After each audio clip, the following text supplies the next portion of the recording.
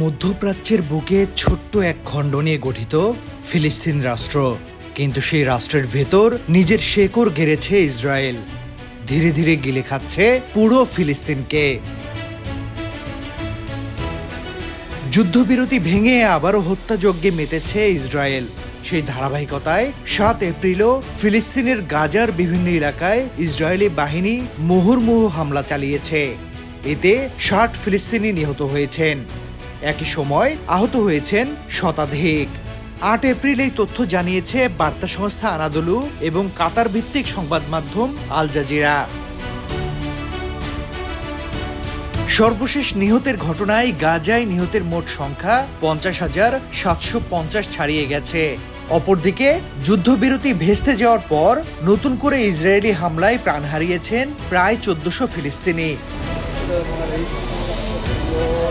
এদিকে পশ্চিম রাফায় আবাসিক ভবন গুঁড়িয়ে দিচ্ছে ইসরায়েলি বাহিনী।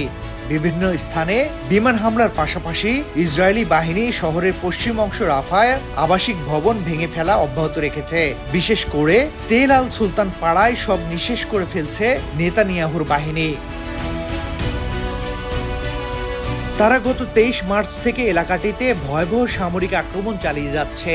সেনাবাহিনী তাদের নিয়ন্ত্রণ সম্প্রসারণ এবং বাফার নিরাপত্তা অঞ্চল প্রতিষ্ঠার ঘোষণা দিয়ে এলাকাটি অবরুদ্ধ করে এই ধ্বংসযজ্ঞ চালাচ্ছে। ২০২৩ সালের ৭ অক্টোবর হামাসের হামলার পর ইসরায়েল গাজায় আগ্রাসন চালিয়ে আসছে। ইসরায়েলের দাবি, হামাসের হামলায় ১২০০ ইসরায়েলি নিহত ও ২৫০ জন জিম্মি হয়েছিল। জিম্মিদের উদ্ধার এবং হামাস নির্মূলে হামলা আরও তীব্র করার হুঁশিয়ারি দিয়েছে ইসরায়েল। গাজা উপত্যকায় ইসরায়েলি দখলদার বাহিনীর অব্যাহত গণহত্যা এবং চরম মানবাধিকার লঙ্ঘনের ঘটনায় তীব্র নিন্দা জানিয়েছে বাংলাদেশ সরকার। সেই সাথে রাজধানী সহ সারা দেশে বিক্ষোভে ফেটে পড়েছে বাংলাদেশের মানুষ। ফিলিস্তিনের পক্ষে বিক্ষোভ হচ্ছে পাকিস্তান, মরক্কো সহ আরও কয়েকটি দেশে। এদিকে গাজায় নতুন করে হামলার ঘটনায় জাতিসংঘের প্রতিবেদনে উঠে এসেছে ভয়াবহ তথ্য। জাতিসংঘ জানিয়েছে, ইসরায়েল সাম্প্রতিক যুদ্ধবিরতি চুক্তি ভঙ্গ করার পর থেকে গাজা উপত্যকায় প্রায় ৪ লাখ ফিলিস্তিনি বাস্তুচ্যুত হয়েছে। সেখানে বেসামরিক নাগরিকদের নিরাপত্তার জন্য কোনো ব্যবস্থা করা হয়নি।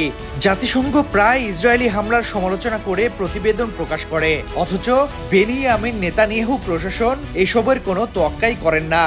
শুধু তাই নয়, গাজায় জাতিসংঘের বিভিন্ন সংস্থার কর্মীরাও হামলার শিকার হচ্ছেন।